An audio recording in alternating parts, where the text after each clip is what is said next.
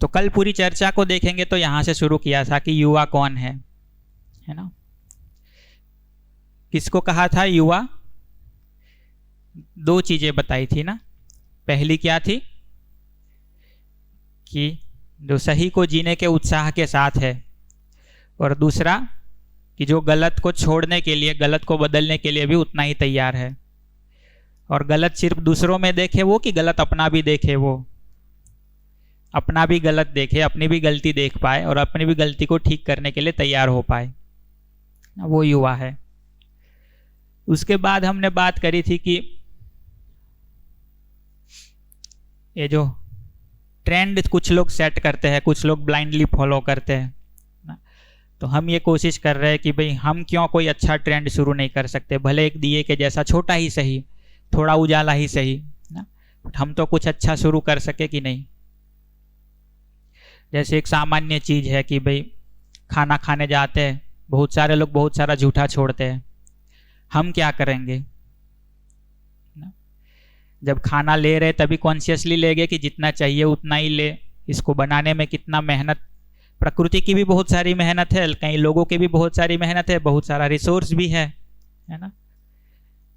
तो जो खा रहे हैं, जो हमको मिल रहा है, उसको रिस्पॉन्सिबिलिटी के साथ लेंगे, या बहुत सारा ले लिया, थोड़ा खाया, बाकी सब फेंक दिया, है ना। यदि युवा है तो किस ढंग से सोचेंगे, यदि एक ट्रेंड सेटर बनना है तो किस ढंग से सोचेंगे ना?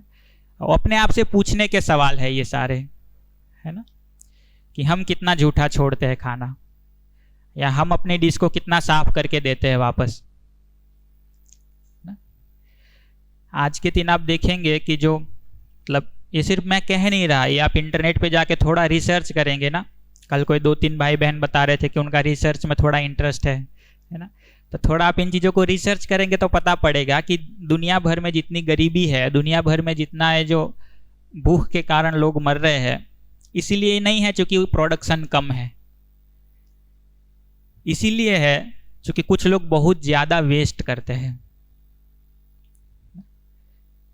तो हमको खाते टाइम ये ध्यान नहीं आता कि जितना मैं बिगाड़ रहा हूं उससे एक भूखे बच्चे का पेट भर सकता था, है ना। वो ध्यान रख के खाएंगे तो एक अलग भाव से खाएंगे, है ना, एक रिस्पॉन्सिबिलिटी से खाएंगे। बाकी हम बहुत सारा झूठा छोड़ते रहेंगे और बातें करते रहेंगे देश दुनिया को बदलने की, क्या फर्क पड़ेगा उससे, क्या फर्क पड़ेगा। तो एक युवा होकर के सोचेंगे, एक ट्रेंड सेटर होकर के सोचेंगे, वहां से सोचने का प्रयास करेंगे। तो थोड़ा अपने में चीजों को एक्सरसाइज करने की जरूरत है कि कैसे सोचेंगे, जिएंगे कैसे, है ना।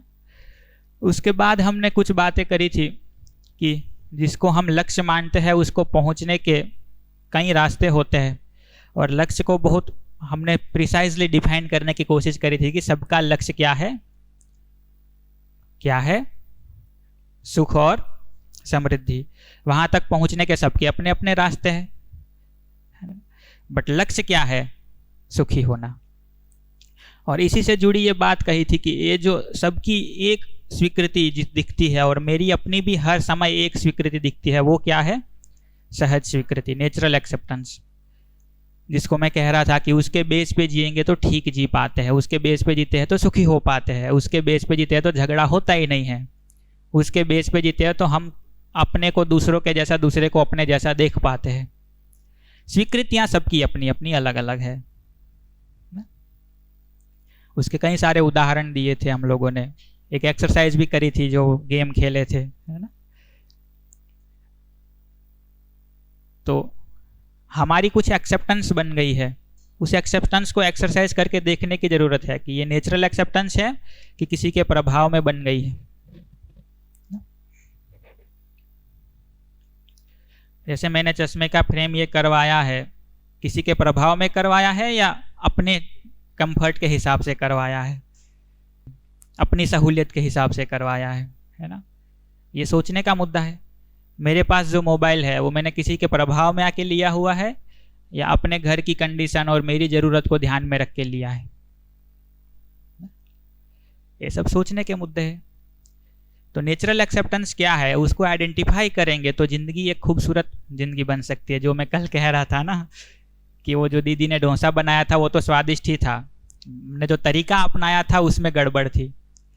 तो जिंदगी तो स्वादिष्ट ही है, जिंदगी तो मजेदार ही है, हमने आपके मिल के उसको बिगाड़ रखा है ना। ये जो इतनी सारी एक्सेप्टेंस बना के बैठे हैं ना हम,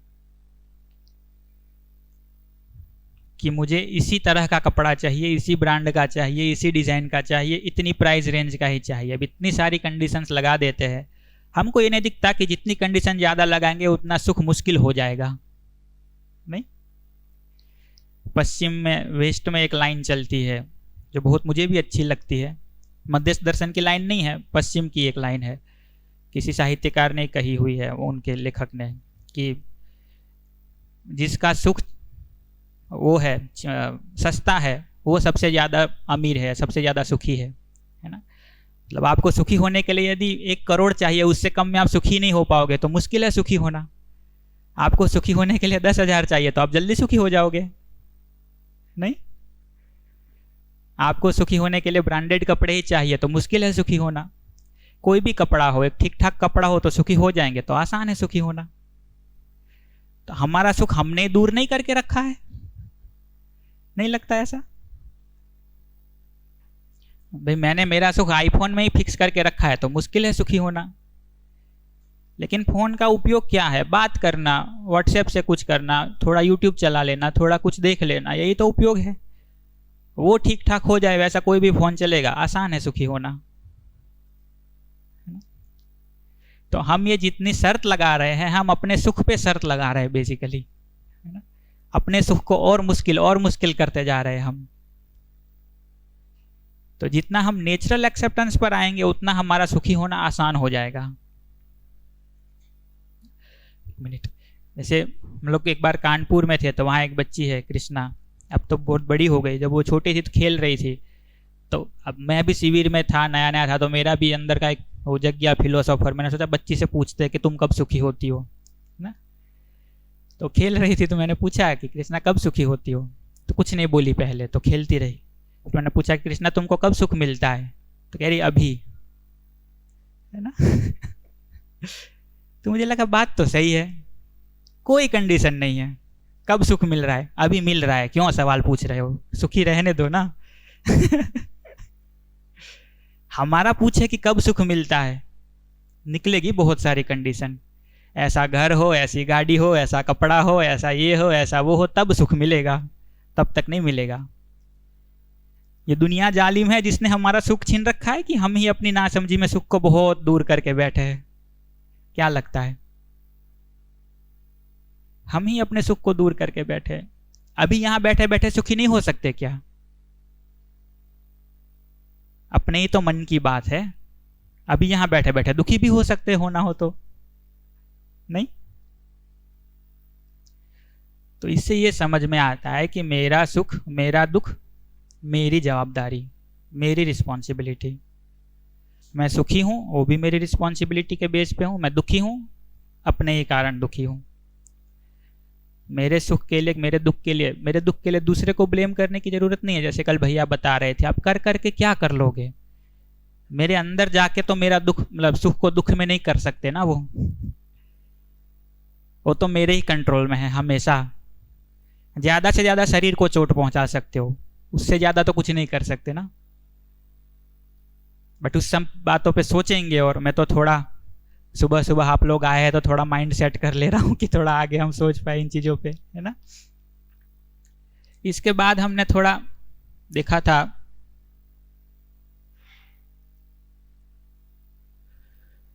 सुख को, है ना।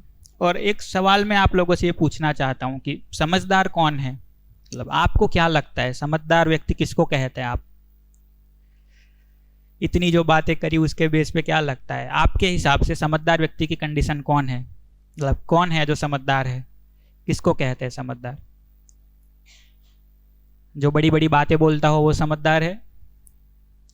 जिसने बहुत सारी किताबें पढ़ रखी है वो समझदार है? जो कपड़े अच्छे पहनता हो वो समझदार है? जो बहुत कम कपड़े पहनता हो वो समझदार है? जो बंगला बना के बैठा है वो समझदार है? या जो बहुत छोटी झोपड़ी में रहता है वो समझदार है? तो कौन समझदार है?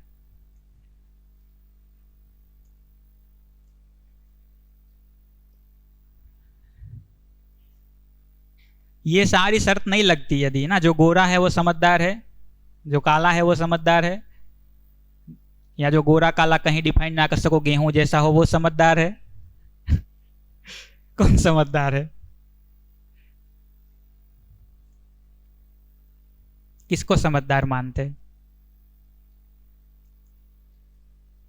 तो मैं तो एक प्रस्ताव दे रहा हूं कि जिसका जीना ठीक है वो समझदार है, जो जिम्मेदारी से जीता है वो समझदार है।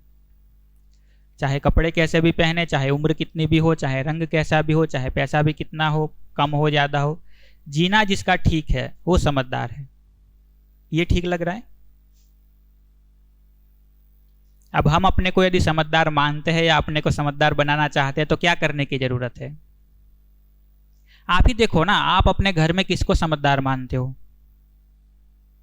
कि घर में कुछ भी उलट पुलट हो जाए, जो स्टेबल रह के जी पाता है ना, कैसी भी मुश्किल कंडीशन आ जाए, जो गलत डिसीजन नहीं लेता, ठीक जीता है। किसी से भी गलती हो जाए, जो संबंध को ठीक बनाए रखता है, जो व्यवहार ठीक करता है, कहीं भी जाए अव्यवस्था कुछ नहीं करता, व्यवस्थित ढंग से जीता है। इसी को तो समझदार मानते कि नहीं? अब हमारा अपना इवेल्यूएशन करे, हमारा अपना आकलन करे, तो क्या हम हैं समझदार, या इसके लिए कोशिश कर रहे हैं? कोशिश कर रहे हैं।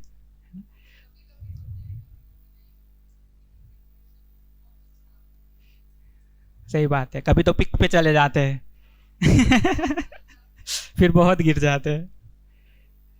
तो वो स्टेबिलिटी लाने के लिए वही है, एक तो नेचुरल एक्सेप्टेंस को पहचानना, और दूसरा हर छोटी छोटी बात में ये पहचान पाना कि समझदारी से जीने का क्या मतलब है। यहाँ से बाहर निकल रहे तो समझदार की तरह बाहर निकलेंगे तो कैसे निकलेंगे? खाना खाने बैठ रहे जिम्मेदार और समझदार व्यक्ति की तरह खाना खाएंगे तो कितना खाएंगे, कैसे खाएंगे, है ना? रात को सो रहे हैं, जो भी व्यवस्था है उसमें समझदार व्यक्ति की तरह बिहेव करेंगे तो कैसे करेंगे? इसी से तो समझदार बनते हैं, और क्या करना होता है?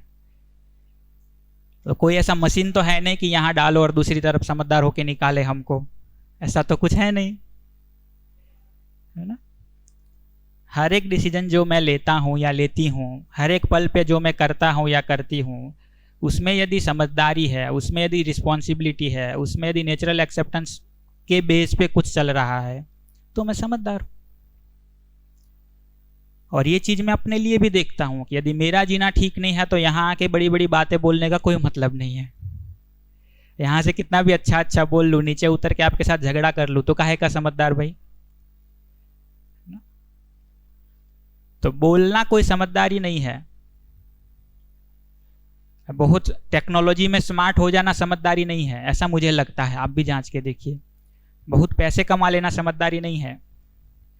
जिम्मेदारी से जीना समझदारी है।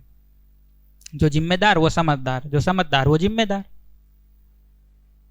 देखो, मध्यस्थ दर्शन की ये खूबी है जो नागराज जी ने दिया है ना, बहुत छोटा छोटा करके सिंप्लीफाई करके दे दिया है। इतनी छोटी सी बात बताइए कि जो समझदार वो जिम्मेदार, जो जिम्मेदार वो समझदार।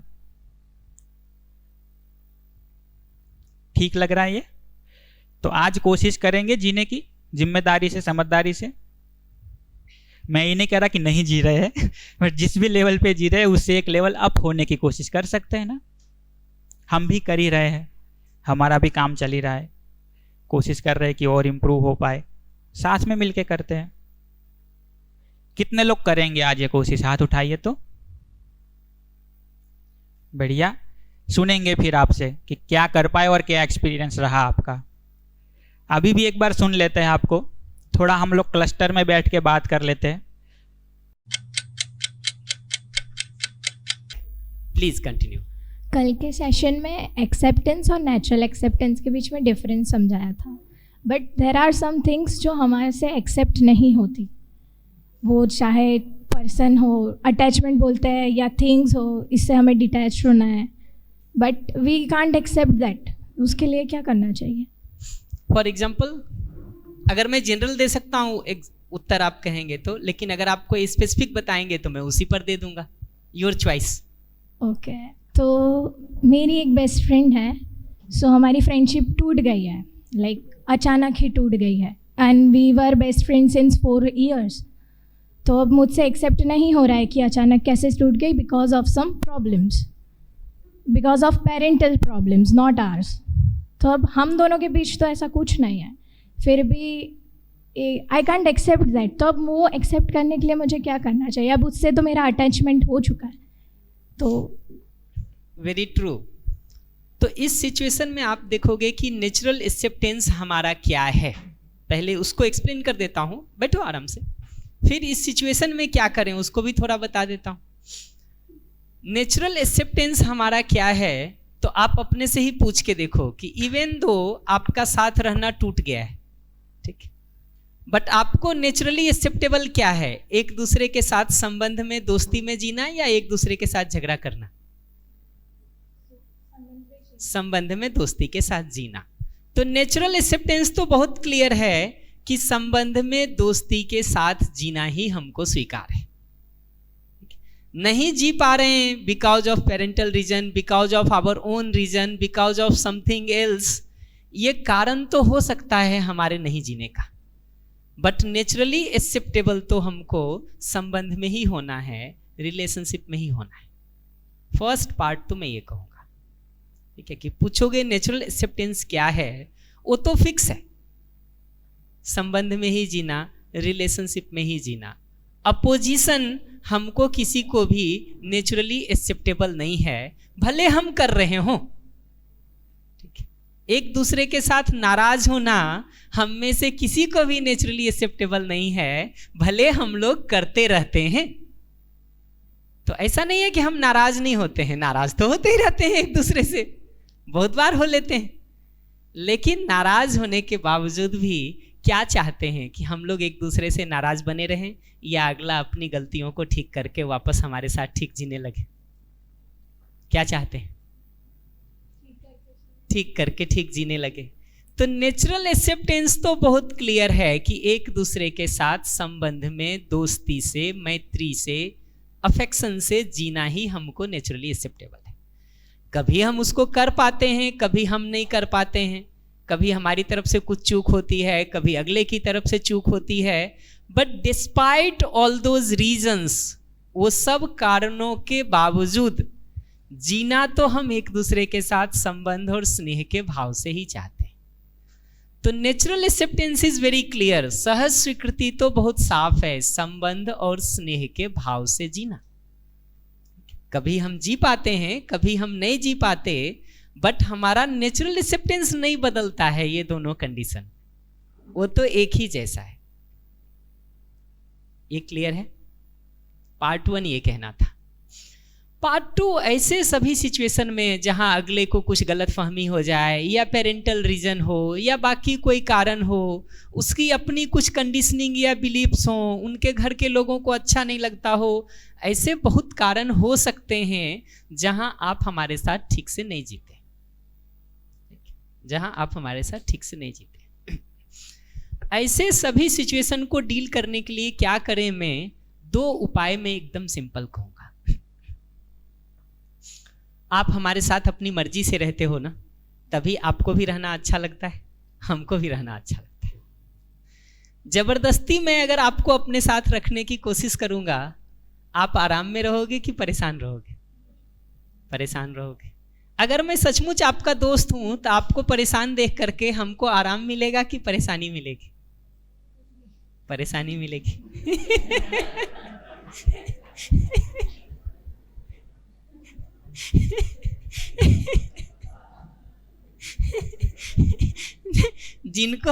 जिनको आराम मिल रहा हो ना तुम्हारी परेशानी देख के, पहचान लेना कि तुम्हारे दोस्त नहीं है, दुश्मन है।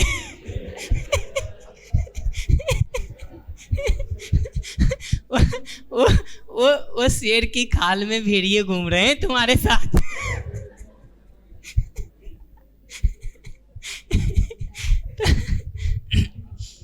तो ये दिखता है कि तुम अपनी मर्जी से, अपने पसंद से, अपनी खुशी के साथ जब मेरे साथ रहते हो ना, तभी तुमको भी अच्छा लगता है, तभी हमको भी अच्छा लगता है, तभी हमको भी अच्छा लगता है। जबरदस्ती हम तुमको रखने की कोशिश करेंगे, तुम परेशान होगे, तुम परेशान होगे, फिर तुम भागना चाहोगे, हम तुमको और पकड़ना चाहेंगे। ऐसे ही तो होता है कि अगला भागना चाहता है, हम पकड़ना चाहते हैं। जितना ये सिचुएशन बनता है ना, ठीक है, तो हम जितना जोर से अगले को पकड़ने का कोशिश करते हैं, अगले को लगता है उसकी स्वतंत्रता छीनी जा रही है, वो तो गुलाम हुआ जा रहा है, उसका अपना तो कोई मर्जी ही नहीं बच गया। तो जो थोड़ा बहुत रहना भी सोच रहा होगा ना तुम्हारे साथ, वो भी नहीं रहेगा, इतना पक्का है, इतना पक्का है। किसी को भी सारी स्वतंत्रता के साथ तुम मेरे साथ रहना चाहते हो, तभी तुमको भी अच्छा लगेगा, तभी हमको भी अच्छा लगेगा। जबरदस्ती जितना भी पकड़ने का कोशिश करते हैं ना, अगला उतना हमसे दूर होता चला जाता है। ये पहचानना जरूरी है। तो एक सिंपल बात तो मैं ये कह रहा हूं कि तुम्हारी मर्जी, तुम्हारी स्वतंत्रता का भी हम सम्मान करते हैं। अगर हम तुम्हारे मित्र हैं तो तुम्हारे निर्णय का, तुम्हारे चॉइसेस का हम रिस्पेक्ट करेंगे, तभी तो हम तुम्हारे मित्र हैं जी। तो आपकी चॉइसेस को भी हम रिस्पेक्ट करते हैं। तो आप स्वेच्छा और प्रसन्नता से हमारे साथ रहोगे तो हमको भी खुशी मिलेगी। नहीं रह पाओगे तो कोई बात नहीं, दबाव देने का काम तो हम नहीं करते। एक पार्ट तो मैं ये कहूंगा, लेकिन ये दबाव नहीं देंगे तो क्या करेंगे? हमको आराम से दूसरे से समझना होता है कि क्या तकलीफ हो रही है उसको हमारे साथ रहते हुए, क्या तकलीफ हो रही है उसको हमारे साथ रहते हुए। ठीक है, अगर वो तकलीफ दूर करने का काम हम कुछ कर सकेंगे तो अगला रहना चाहेगा हमारे साथ। तुम अगर मेरे साथ रहने में मना कर रहे हो, इसका सिंपल मतलब है कि तुमको कोई प्रॉब्लम हो रही है हमारे साथ रहने में कि नहीं। अगर उसको हम दूर कर सकते हैं, तुम रहने का सोच सकते हो हमारे पास। अगर उसको हम नहीं दूर कर सकते हैं, तुम नहीं रहोगे हमारे पास। तो अगर हम कुछ करना चाहते हैं ना, तो उसको क्या तकलीफ है वो हम दूर कर सकें। मान लो उसको कास्ट को लेकर के इशू है, मैं एक उदाहरण ले रहा हूं, मुझे तो तुम्हारा कुछ नहीं पता। ठीक है, मान लो कास्ट को लेकर के इशू है, मान लो फाइनेंशियल स्टेटस में डिफरेंस है उसको लेकर के इशू है, मान लो हमारे पेरेंट का तुम्हारे पेरेंट से झगड़ा है, यही इशू है। ऐसे कुछ भी इशू हो सकते हैं ना। ऐसा कोई भी इशू अगर है तो आराम से उस पर बात हो सकती है। फॉर एग्जाम्पल, अगर कास्ट रीजन है, मनी रीजन है, हम एकदम सिंपल अभी आगे आज ह्यूमन बीइंग के बारे में बात करेंगे, कल रिलेशनशिप के बारे में बात करेंगे। हम सिंपल एक बात कहते हैं कि आदमी को आदमी की तरह देखना ठीक है या धन के आधार पर डिफरेंशिएट करना ठीक है। अगर धन कम होने के आधार पर कोई हमारा अपमान करे, हमको स्वीकार होता है क्या? कास्ट मेरी डिफरेंस हो तुमसे, ठीक है, अलग हो तुमसे, इस बेसिस पर कोई हमारा अपमान करे, हमको नीचा बताए, कम बताए, ये हमको स्वीकार होता है क्या? तो ऐसे कुछ प्रश्नों के साथ चर्चा की जा सकती है। क्या मुद्दा है उसको पहचान करके, जो इशू है उसको लेकर के चर्चा हो सकती है। और अगर उस चर्चा से उसके कंसेप्ट्स क्लियर हो जाएंगे, रिजॉल्व हो जाएंगे, तो जीना बदल जाएगा। आप किसी रस्सी को सांप मान के डर रहे हो, आपको किस दिन दिख जाएगा कि रस्सी है तो डर खत्म हो जाएगा। जब तक लगेगा कि वो सांप है तब तक तो डर बना ही रहेगा ना। तो तरीका ये होता है। फर्स्ट स्टेप, हम स्वतंत्रता तुमको देते हैं अपने साथ रहने का। चॉइस तुम्हारा भी है, चॉइस मेरा भी है। अगर तुम्हारे चॉइस का हम रिस्पेक्ट नहीं करके तुमको फोर्स कर रहे हैं, घेर के पकड़ रहे, तो फिर तुम भी कल मेरे चॉइस का रिस्पेक्ट नहीं करोगे। तो चॉइसेस को हम रिस्पेक्ट कर सकें एक दूसरे का, तभी साथ जीना अच्छा भी लगता है। फर्स्ट तो मैं ये कह रहा हूं। सेकेंड में एकदम सिंपल सी बात कह रहा हूं कि उसको क्या प्रॉब्लम हो रही है, उसको पहचान करके रिजॉल्व करने में अगर हम कुछ हेल्प कर सकते हैं, सपोर्ट कर सकते हैं, तो चीज़ें आगे बढ़ सकती हैं। और थर्ड मैं कह रहा हूं, अगर कोई बिलीफ्स ऐसी बन गई हैं उसकी जो गलत है, तो डायलॉग करके उस पर बात हो सकती है कि ये ठीक है कि ये ठीक है।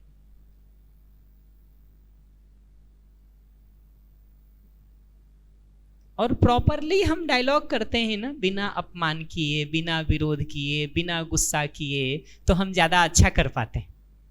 जब हम गुस्सा हो जाते हैं, नाराज हो जाते हैं, फिर तो हमारे मुंह से क्या निकलेगा, हमारा ही कंट्रोल नहीं होता है जी। होता है कंट्रोल? नहीं होता है। तो जितना नॉर्मल और नेचुरल रह के हम बात करेंगे उतना अच्छा कर पाएंगे। किसी को भी सपोर्ट करना चाहते हैं, पहली चीज है हमारा खुद का ठीक होना। हम ही स्टेबल नहीं हैं, हम ही स्थिर नहीं हैं, तुमको सपोर्ट कर पाएंगे कुछ? हम ही गिर रहे, हम ही फिसल रहे, तुमको सपोर्ट देंगे, तुम गिरोगे कि खड़े रहोगे? गिर जाओगे, गिर जाओगे। सोचना आराम से, बाकी डे 3 डे 4 में हम इसको और डिटेल करेंगे।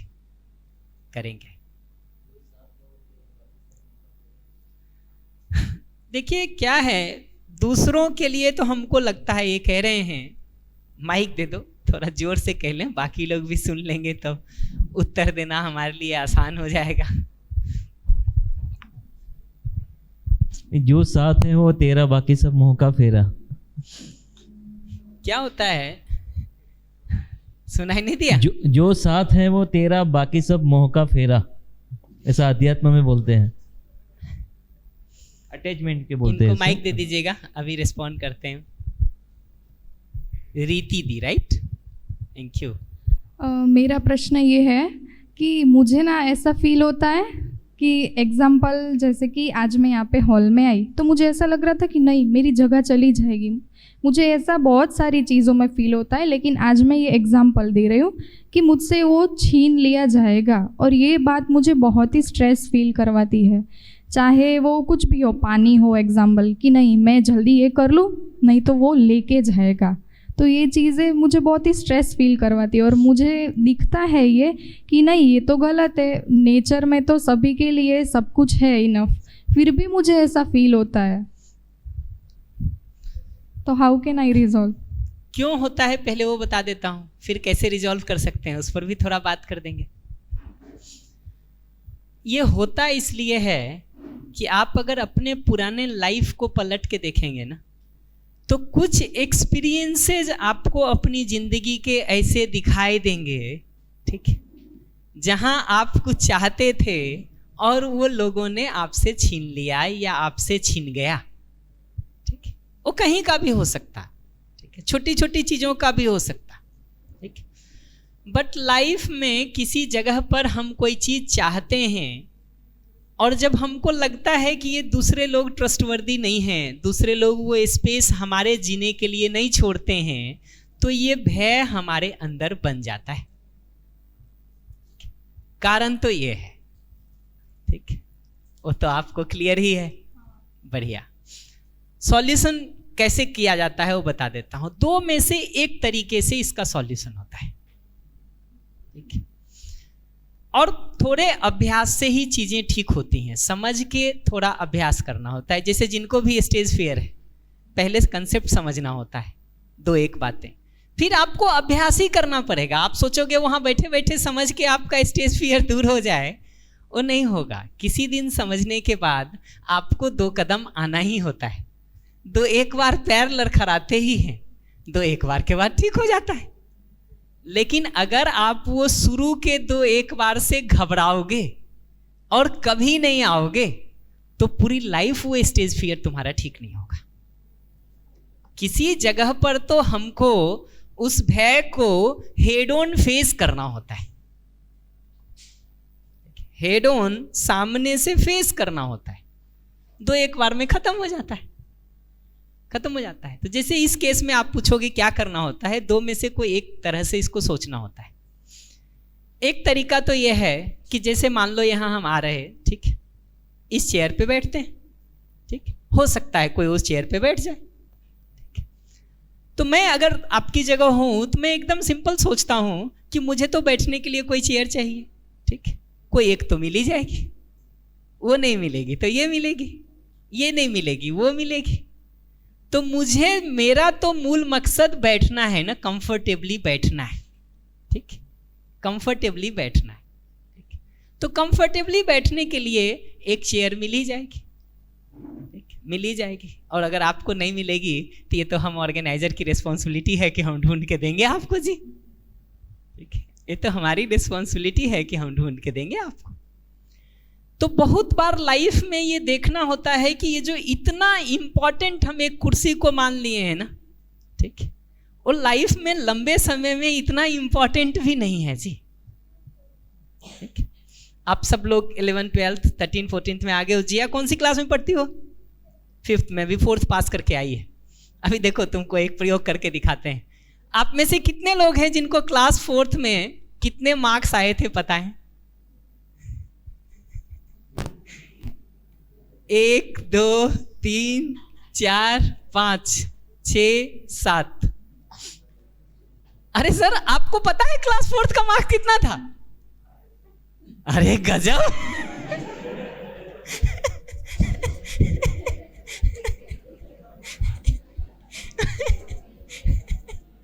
बट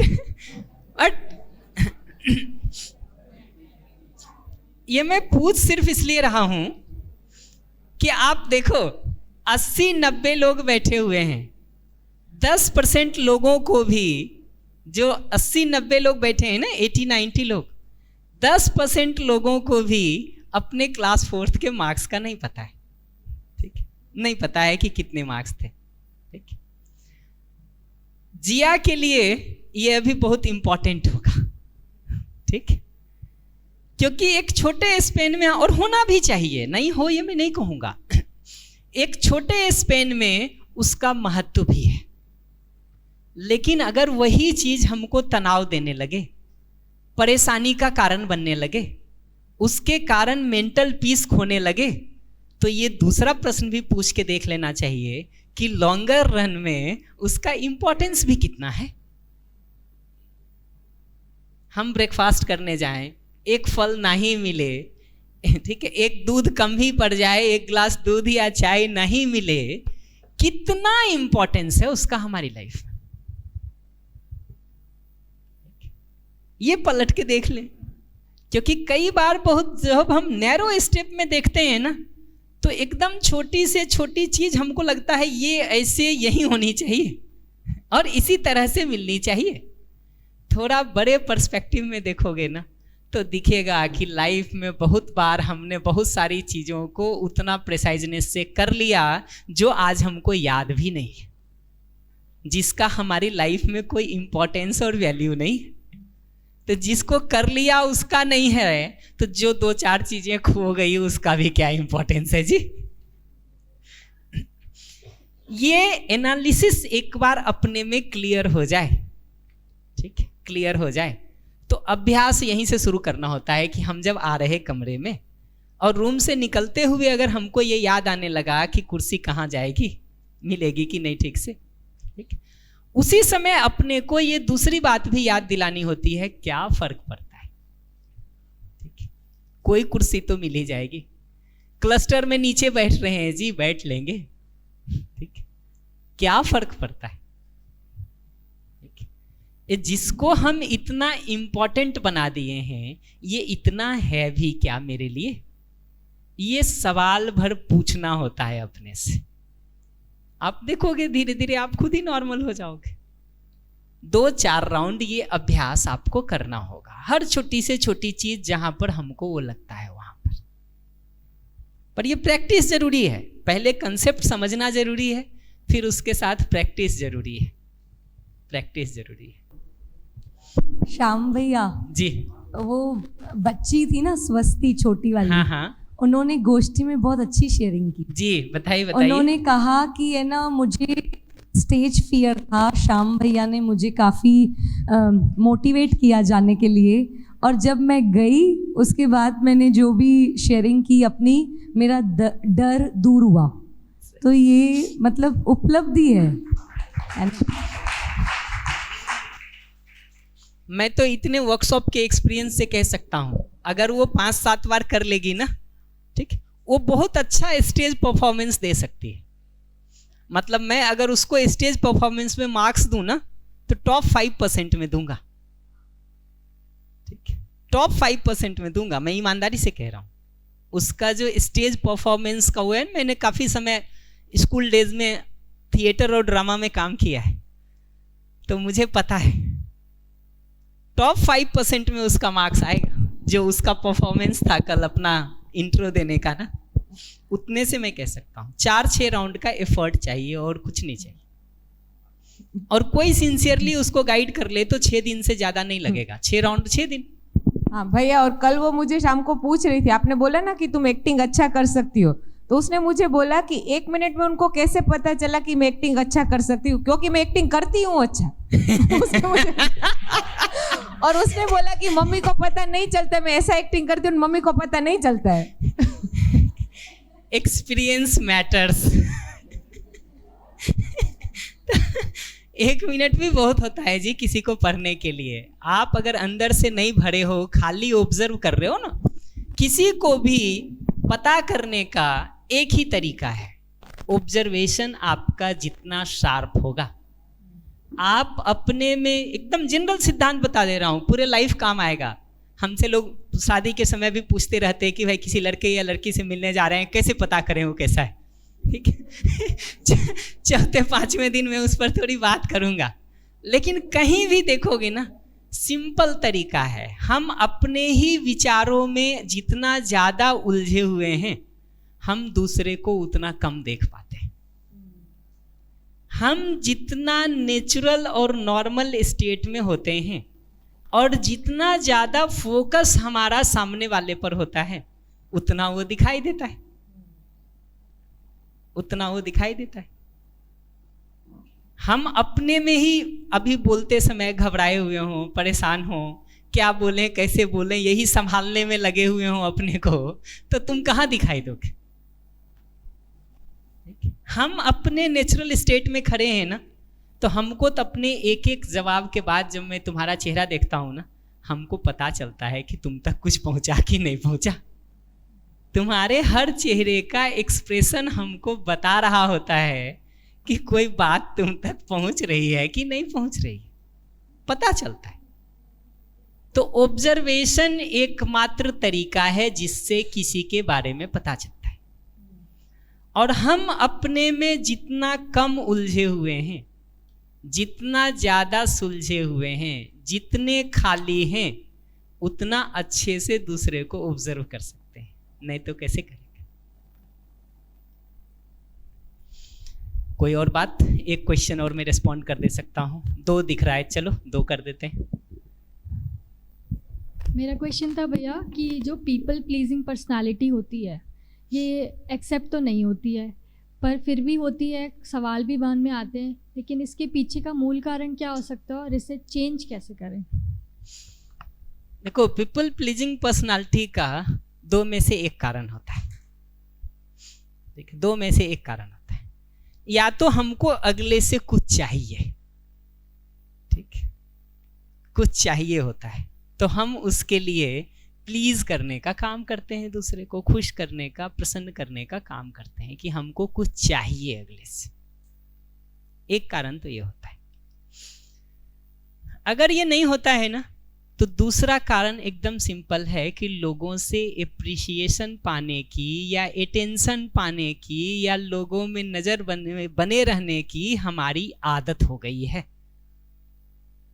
लोगों से अटेंशन सीख करने का, लाइमलाइट में बने रहने का, स्पॉटलाइट में बने रहने का, फोकस में बने रहने का हमारा आदत और अभ्यास हो गया है। इसलिए ये पीपल प्लीजिंग एटीट्यूड बनता है। ठीक, हाँ प्लीज। इस पे एक पॉइंट था भैया, ये बहुत फेमस बुक है ना, how to win friends and influence people. उसमें फर्स्ट चैप्टर में ये बात कही गई थी कि हर कोई इंसान अपनी इम्पोर्टेंस को जानना चाहता है कि मेरी कोई इम्पोर्टेंस है। तो अगर इसको वो आपके जो फर्स्ट 2 पॉइंट्स है कि मैं चाहती हूँ कि मुझे कुछ उससे चाहिए, एक ये पॉइंट, दूसरा ये कि मेरा स्पॉट में या लाइमलाइट में रहने की इच्छा है, पर थर्ड ये कि हर कोई चाहता है कि मैं इम्पोर्टेंट फील करूँ जिससे भी मैं बात कर रहा हूँ। ठीक बात है। तो अब दोनों एटीट्यूड हो सकता है ना, दूसरे हमको इम्पोर्टेंट फील कराएं, ये एटीट्यूड भी हो सकता है। हम दूसरों में इम्पोर्टेंस देख सकें, ये एटीट्यूड भी हो सकता है। हमेशा जो हम सोचेंगे मैं महत्वपूर्ण हूँ, कुछ अच्छा कर रहा हूँ कि नहीं कर रहा हूँ, हम अपने में पहचानेंगे तो इसको ज़्यादा अच्छा पहचान सकते हैं। हम अगर सोचेंगे कि ये बाकी सब लोग भी उसको पहले अच्छा कहें तब मैं अपने को अच्छा मानूंगा, ठीक है, इससे ज़्यादा ठीक हमको अपने बारे में पता चलेगा या मैं अपने को ठीक ठीक देखूं उससे हमको पता चलेगा। क्योंकि दूसरे की नज़र से ही अगर हम अपने को देखने का काम कर रहे हैं तो बेसिकली हम अपने को नहीं देख रहे हैं, हम तो तुम सबके दृष्टिकोण को देख रहे हैं। तो हम अगर कुछ अच्छा करना भी चाहते हैं, महत्व चाहते भी हैं, वो बात ठीक है कि हर आदमी, मैं अपनी भाषा में कहूँ तो हर आदमी अपनी ज़िंदगी में पर्पसफुल होना चाहता है, मीनिंगफुल होना चाहता है, सार्थक होना चाहता है। निरर्थक जिंदगी किसी को भी अच्छी नहीं लगती, पर्पसलेस जिंदगी किसी को भी अच्छी नहीं लगती, मीनिंगलेस जिंदगी किसी को भी अच्छी नहीं लगती। तो लाइफ में एक पर्पस हो, एक मीनिंग हो, ठीक है, एक सार्थकता हो, जिंदगी का एक उद्देश्य हो, कुछ करने को हो और लगे कि हमारा करना महत्वपूर्ण है, ये हम सबसे पहले देख पाएं, ये जरूरी है। उसके बाद दूसरे लोग भी देख लेंगे, ये सेकेंडरी है। हम ही ना देखें, हम ही ना पहचाने और ये सोचें कि ये दूसरे लोग पहले पहचानेंगे तो थोड़ा मुश्किल है, फिर मुश्किल है। तो अपनी जगह से जब पहचानने जाते हैं ना, तो हर आदमी में कुछ बेसिक अच्छी क्वालिटीज हैं ही, और कुछ नहीं भी हैं तो हम आप उसको लग करके डेवलप करने का काम कर सकते हैं। आज मैं तुमको स्टेज पे इतना बोलता हुआ दिखता हूं ना, ठीक है, साल में 10 महीने मेरा स्टेज पे ही गुजरता है, ठीक है। बीटेक करते तक 2007 में मैंने बीटेक किया है। बीटेक करते तक मेरी स्थिति ये थी कि तुम तो फिर भी एक आध लाइन कभी बोले होगे। मैं तो 12th और 4 साल बीटेक, 16 साल में एक दिन भी स्टेज पर नहीं आया, ठीक है। आज लगता नहीं होगा ना तुमको देख के हमको। बीटेक में मैंने, बीटेक क्या मतलब पीएचडी के भी 2-2.5 साल तक देखोगे तो मैंने तो एक भी कोर्स, आईआईटी में बहुत सारे कोर्सेज चूज करने होते हैं, आप अपने चॉइस से ले सकते हैं इलेक्टिव कोर्सेज। मैंने एक भी कोर्स ऐसा नहीं लिया जिसमें कभी प्रेजेंटेशन करना पड़ता, ठीक है। मेरे 2-3 कोर्स के तो ग्रेड खराब हो गए सिर्फ इसलिए कि मेरे मार्क्स कट गए, मैं प्रेजेंटेशन देने नहीं आया, ठीक है। ग्रेड भी कर गए जी, ए ग्रेड से बी ग्रेड हो गया हमारा सिर्फ इसलिए कि मैं प्रेजेंटेशन देने नहीं गया, ठीक जी। आदत नहीं थी, फियर कह लो, शाइनेस कह लो, जो भी तुम उसको नाम दे लो, ठीक है। उसको या तो फियर था या दर्शन की तरह शाइनेस था। क्यों दर्शन?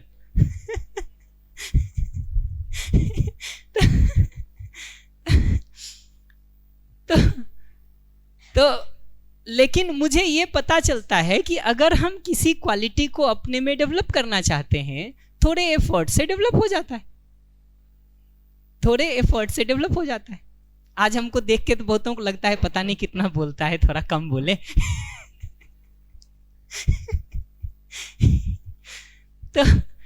तो जो क्वालिटीज हैं तो बहुत अच्छी बात है, जो नहीं है उसको लग करके हम धीरे धीरे डेवलप कर लेंगे।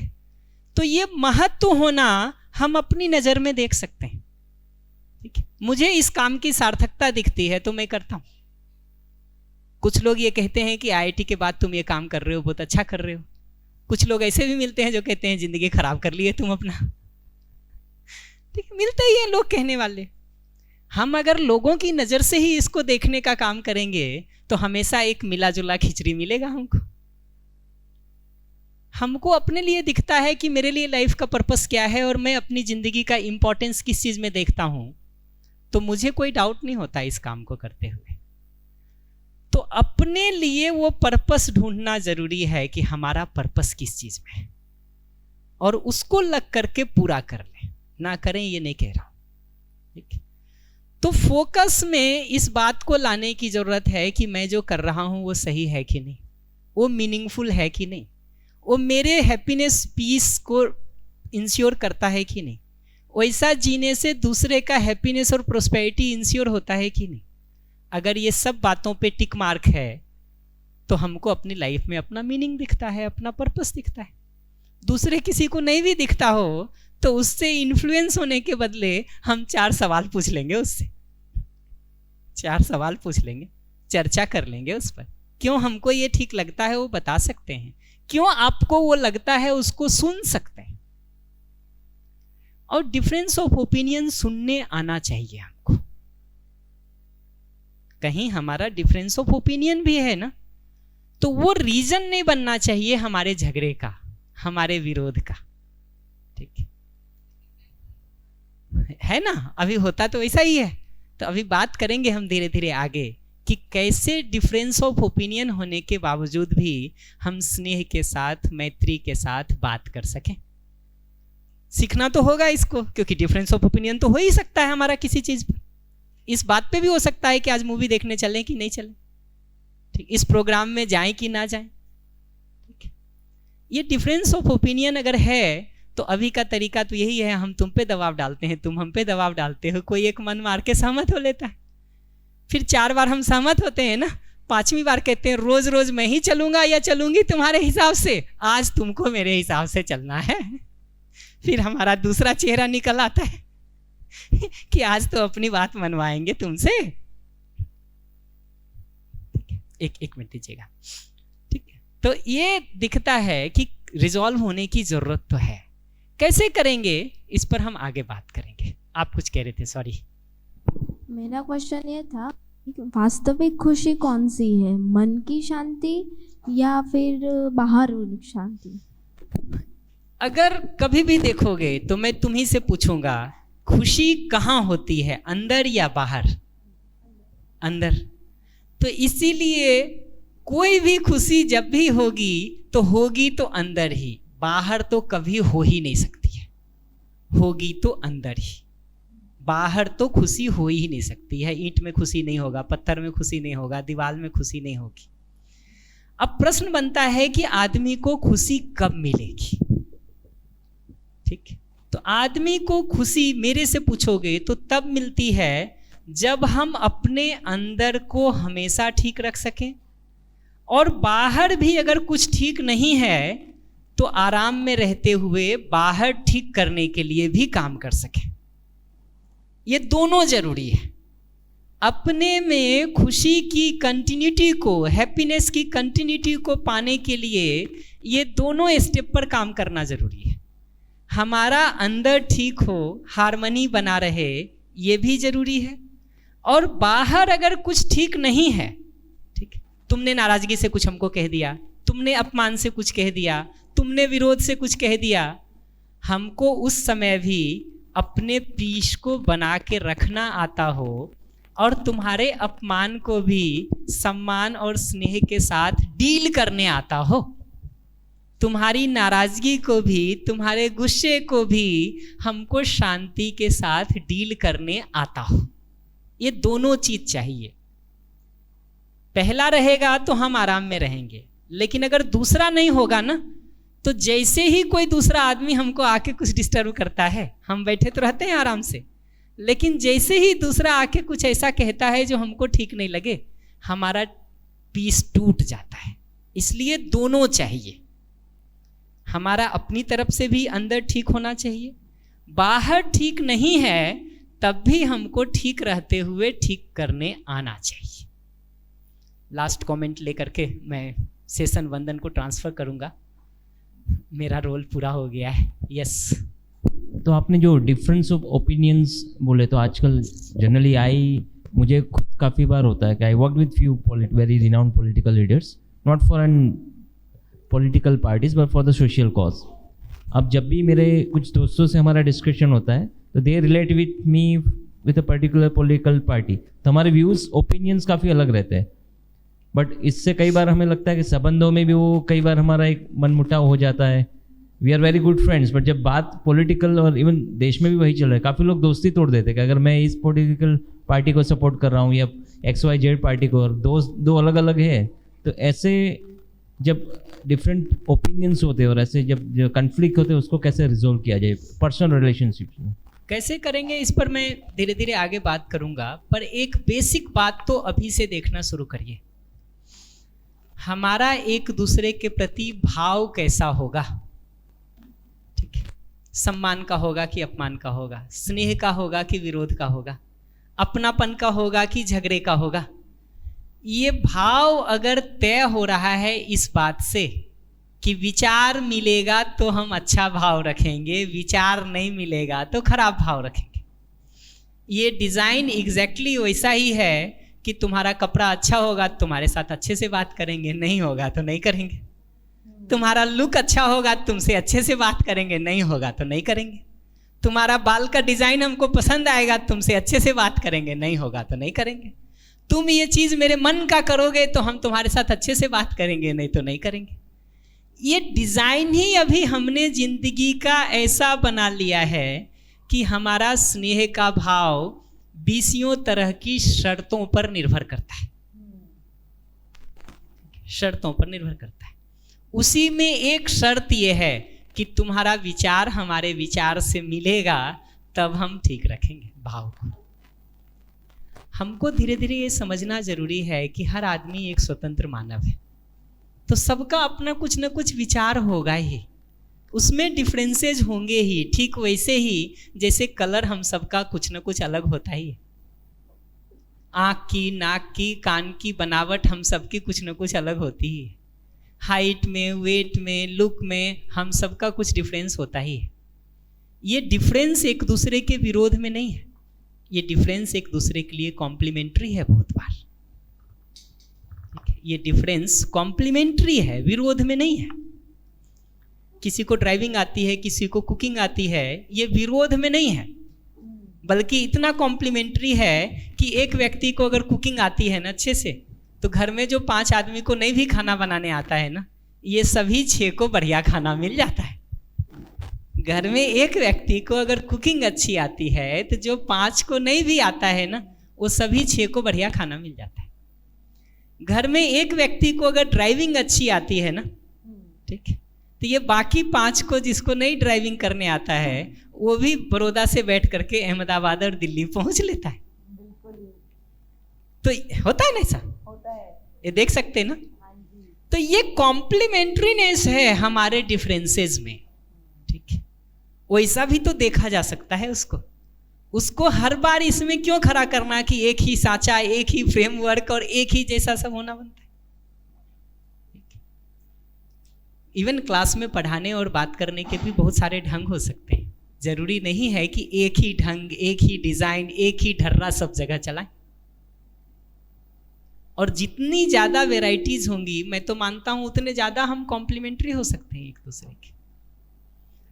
तो मैं अभी के लिए तो इतना ही कहूंगा कि इन डिफरेंसेस को एक दूसरे के विरोध में देखने के बदले एक दूसरे की कॉम्प्लीमेंटरिटी में भी तो सोचा जा सकता है।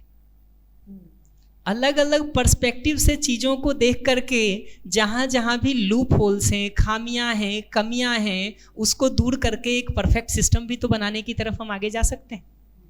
ये अलग अलग देखने के नज़रिए को हम आपस की बॉन्डिंग मजबूत करने के लिए भी तो यूज़ कर सकते हैं। अभी हम इसको यूज़ कर रहे हैं इसको कमज़ोर करने के लिए। तो चीज़ें वही हैं, डायरेक्शन गलत ले लिया है। ये ठीक वैसा ही है जैसे एक बस को 40 लोग धक्का मारें और अलग अलग डायरेक्शन से पकड़ के धक्का मारें ठीक, पूरे सुबह से शाम तक धक्का मार के भी कहीं नहीं जाएगी ना। तरीका गलत है, तरीका गलत है। अगर धक्का मारना चाहते हैं तो उसका एक तरीका होता है। ऐसे ही हमारे विचारों की भिन्नता भी है, तो एक दूसरे को मजबूत करने के लिए वो कैसे यूज हो सकता है, उस पर अगर हम आप सोचेंगे ना, तो धीरे धीरे कई रास्ते निकल सकते हैं। और वही चीज़ जो आज समस्या दिख रही है हमको, कल हमारा स्ट्रेंथ हो सकता है। ठीक वैसे ही जैसे तुमको कुकिंग आती, हमको नहीं आती, हमको ड्राइविंग आती, तुमको नहीं आती, ठीक है, सपोर्ट हो जाते हैं। ठीक है, किसी एक को घर में कंप्यूटर आता हो, घर में बहुतों का काम हो जाता है। बढ़िया।